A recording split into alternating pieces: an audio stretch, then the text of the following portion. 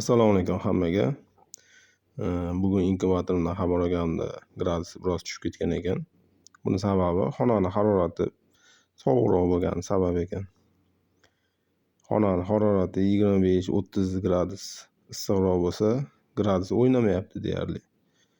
Undan pastroq bo'ladigan bo'lsa, 25 dan pastroq bo'ladigan bo'lsa, gradus o'ynab ketyapti. Ya'ni tushib ko'tarilyapti. Gradusni ko'tarish uchun termodatchikka kiramiz.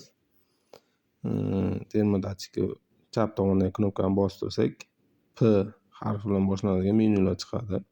P4 ga olib minusga tushiramiz. Minusga tushirganda 37.7 ga qo'yib qo'ygan bo'lsak, o'shandan ayiradi. Hozir 0.2 turibdi. Minus 0.2 ga qo'yamiz. Ya'ni 37.5 bo'lib qoladi. Shunda asosiy gradus. Yana tenni avtomatik o'chirib qo'ygan bo'lsa, yoqib, yana o'sha 37.7 ga chiqquncha ishlab turadi. Natijasida ichkaridagi gradusimiz ko'tariladi.